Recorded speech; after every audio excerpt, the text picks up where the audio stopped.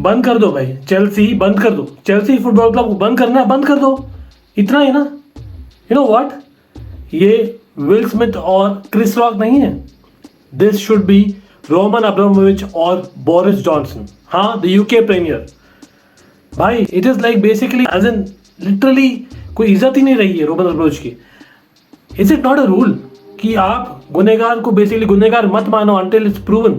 और भाई कहां पर हुआ है दोनों साइड से ना investigation. The news is that Roman Abramovich और कुछ और नेगोशिएटर्स जो चाह रहे थे peace talks between Russia and Ukraine, कुछ दिनों पहले दे वर पॉइजन्ड। आपने घबराना नहीं है। इमेजिन क्या सीन हो रहा है यार, भाई कहां जा रहा है ये वॉर, कहां जा रहा है। अगेन आई नो मैं कोई नहीं होता बोलने के लिए what about you know the political side of things, लेकिन भाई what is this, poisoned in this day and age? Seriously, I am hoping he's fine, man. He's still technically the owner of Chelsea Football Club. He is the father of Chelsea right now as we speak. लेकिन yes, some good news for Chelsea and hoping he gets well is that April 18th को there will be basically the list जो है ना shortlist और further होगी by the government, by the Premier League, क्योंकि yes there has to be some decision, looks like it as per Sky Sports और बहुत सारे न्यूज चैनल्स भी रिपोर्ट किए कि अप्रैल एंड तक सेल हो जाएगी। और हमें पता है 4 जो है शॉर्टलिस्ट में हमें कवर किया था लास्ट वीकेंड ही, so we know what it is. लेकिन अब देखते हैं what will be the criteria on determining who will be the next owner of Chelsea football club.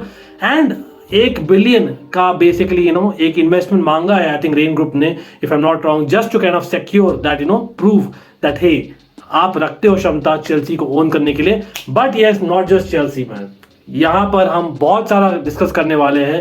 We are going to discuss of course it is the D day of world cup qualification. In fact 2 दिन 29 March और 30 March, mark your calendars, matches मत मिस करना, awesome matches होने वाले, trust me, बहुत ही close matches. और अभी तक क्या हुआ है just so you all know, 20 teams, हाँ 20 टीम्स क्वालिफाई हो गए वर्ल्ड कप के लिए और बाकी बचे क्या 12 teams.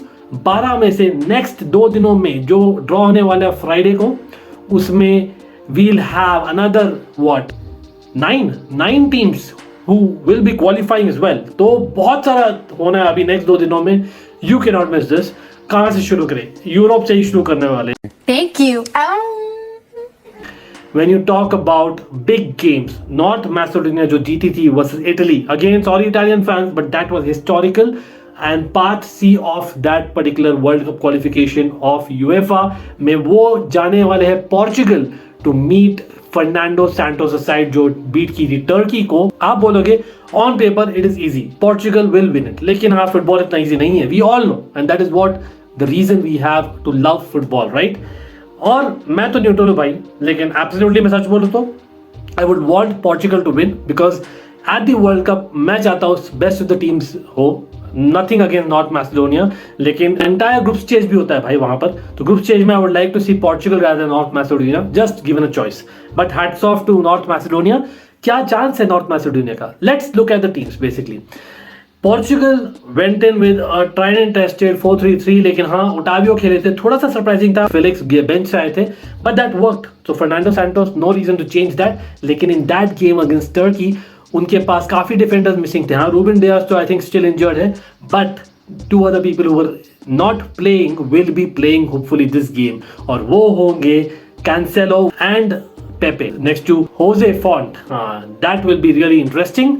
And rest of the team मेरे ख्याल से पिक्स इटसेल्फ, ज्यादा जरूरत नहीं है चेंज करने के लिए। Of course for Ronaldo it be huge, and Portugal at home in world cup qualify last कब हारे थे? आई थिंक 2009 और समथिंग, वाओ। लेकिन क्या वो नॉर्थ मैसेडोनिया के साथ खेले पहले? यस 2012 में एक हुआ था, इंटरनेशनल फ्रेंडली हुआ था उसमें, लेकिन 0-0 हुआ था। Wow that's interesting. So something's got to give, I know nothing's got to give for North Macedonia because they have nothing to lose, they can just go and express themselves. और बहुत ही एक important player उनके लिए भी वापस आने वाला है, एल्मास आपको याद है हम बात किए थे in the Napoli Barca game. Yes, he is a very good midfielder and he's back, and of course in such an important game after that brilliant winner that he scored, without a shadow of a doubt I think Tarkowski will be back. You know, let's be honest, वो खेलेंगे starting से।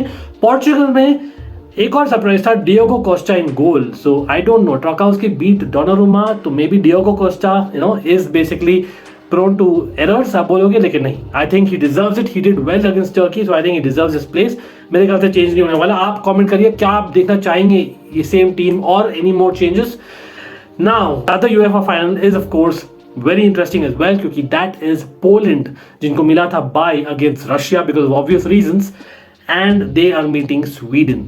Sweden में क्या Zlatan is back? Yes, he is back from suspension, लेकिन यार जनवरी के बाद में उन्होंने खेला ही नहीं है 90 मिनट्स, तो I will really be surprise अगर वो खेलेंगे 90 minutes. And I think Sweden coach is also gone record saying that he will not start, but he is good enough to come as a substitute. Lekin I can see him coming on early in the second half if need be, right? Definitely he needs to feature. For him, it is his last World Cup. Yeah, come on, he's 40. It has to be his last World Cup. Lekin hoping that he'll get there for his sake, right? But Sweden are also missing Olsen, Martin Olsen. He's not fit either, so he'll not be there in the squad at all. So they are missing one player at least. Lekin Poland, they are also missing a couple of players, I believe. Milik got injured. यार ये international friendlies क्यों हो रहे हैं जब ये इतना important match है? This match will determine whether Poland will be in the world Cup और not. Why play just 3 days before international friendly against Scotland? I don't get it. हाँ, practice, but again I would not take that अगर मैं coach होता. लेकिन हाँ, Milik is out injured and Klich is suspended, so Poland is not too strong either. तो देखा जाएगा कौन जीतेगा डेफिनेटली. लेकिन से Poland versus Sweden, I think traditionally Sweden has got the better of Poland, right? Lekin it is in Poland, so you can say that it is 50-50. Certainly, और Lewandowski भाई, Robert Lewandowski, time है उनको basically world cup में वापस जाने का और कुछ करने के लिए, क्योंकि yes last World Cup and last Euros में ग्रुप स्टेज में बाहर हो गए थे. So I would say Poland have a real chance. लेकिन I think Sweden with Kulusevski and the likes in form, I can see Sweden being slightly better and getting off the better of Poland. लेकिन हाँ, comment करिए आपके predictions. For me, it's a really close game. Portugal, North Macedonia is Portugal, easily beating North Macedonia, let's be honest. And Poland versus Sweden, I can see Sweden getting the edge of Poland, maybe in extra time as well, right? लेकिन हाँ, the third final जो है part A of UEFA qualifications नहीं होने वाले, क्योंकि yes, Ukraine are yet to play Scotland, वो होगा जून में, and then Wales will play against them, so that will be waiting. Let's see जो भी जाएगा वहां पर. लेकिन moving on to the next continent, and that is Africa. Wow, what a stage! क्या stage है भाई. 5 टीम्स, यस 5 टीम्स होंगे क्वालिफाई कल अफ्रीका से, और एवरी रिजल्ट बैलेंस में एकदम टक्कर की हो रही है प्रॉपर. यस, साडियो माने, Edward Mendy, either of those two, और मो साला, इन दोनों में से एक ही क्वालिफाई होने वाले हैं. Because yes, Egypt has got a lead of 1-0 against Senegal, लेकिन सेकेंड लेग सेनेगल में है, तो इंटरेस्टिंग रहेगा. सर्टनली ऑफ कोर्स AFCON में Senegal beat Egypt technically, right? So who knows? As in, it can go to extra time. I'm calling that. Or I would like to see Senegal. Like, let's be honest, Senegal में ज़्यादा star players है than Egypt. Just that is the only reason. और कुछ भी नहीं है. I like Senegal, the way they kind of go about things. They are really professional. और हाँ, अभी तक third gear में नहीं है. Still they are able to reach this final. So let's see if they are going to get through. Or Egypt. Let's see. Egypt के लिए भी I won't be unhappy. लेकिन for me Senegal, Algeria, Cameroon, it's 1-0 in Algeria's favor. और Algeria के घर में, so I can see Algeria going through, and they are the better team. Let's be honest, they have a great record in the last couple of years. Cameroon AFCON में या they were kind of host, थोड़ा सा favour था उनके लिए. लेकिन I think it's got to be Algeria. Nigeria, Ghana, this is really interesting. It's 0-0. Nigeria traditionally आप बोलोगे, लेकिन घाना के पास इस बार काफी अच्छे प्लेयर्स हैं, और I can see history been made away. Yes, Ghana might just go through. That's just my feel. What's your feel? Comment करिए. मोरक्को, DR कॉन्गो, सब लोग सोचे थे यार ये मोरक्को इजी रहेगा, लेकिन नहीं, मोरक्को DR कॉन्गो 1-1 है. Very interesting. Let's see who goes through there. For me, Morocco will prove कि वो ज़्यादा strong है, and they will come out on top. And of course, they have one superb right wing back. Of course, we all know the one Chelsea were chasing in the summer, लेकिन हमको मिला नहीं था. And Hakim Ziyech तो खेलते नहीं है. That is unfortunate for Morocco. But anyway, I think they'll still go through. Tunisia, Mali 1-0 Tunisia के फेवर में, similar to Algeria, Cameroon ही रहेगा. Tunisia के घर में, so I'm going with Tunisia, but close game again. So great fixtures there. लेकिन next, let's move on to CONCACAF. Yes, North American region.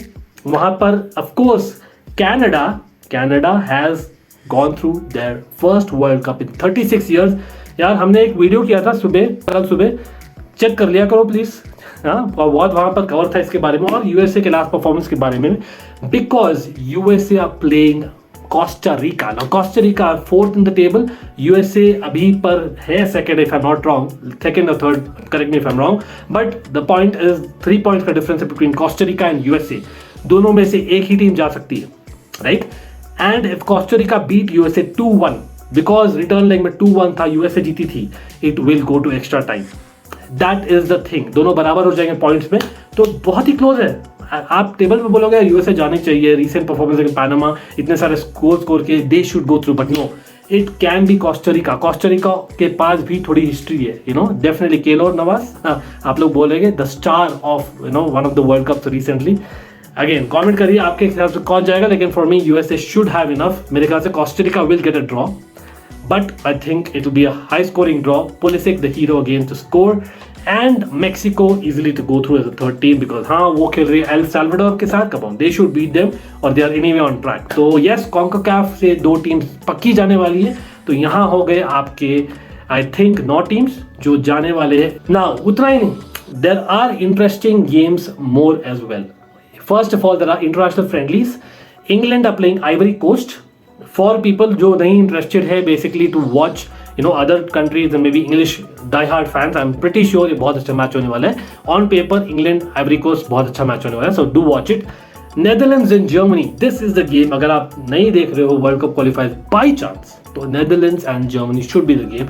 Not because I follow Netherlands and Germany has you know lot of Chelsea players, लेकिन नहीं, it has to be the game of this particular round of fixtures, you know, including everything, because itna close hai ye, too tough to call. I think Netherlands at home hai, if I'm not wrong, they will get the better of Germany again like they did against Denmark. And talking about Denmark, yes, Christian Eriksen should be back and he should be playing against Serbia, this time hopefully as a starter, and Denmark to prevail over Serbia. Yes, Serbia have done very well जो qualification matches थे early on.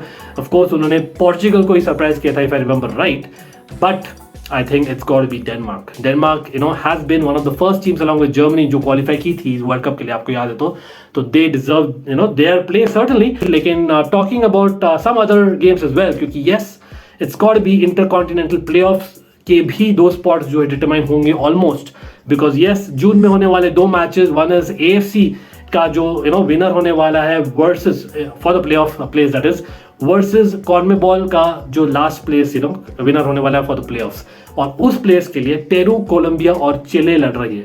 Whereas AFC में it will be either Australia और one of UAE, Iraq और Lebanon. तो very important for these countries, so do give it a follow as well. लेकिन हाँ, talking about one more continent, rather Oceania group is important because yes, कभी भी हम बात नहीं करते, and they are going to play either of USA, Mexico और Costa Rica, जो भी वो last playoff spot लेगी in June. So yes, that will make the 32 teams of the World Cup.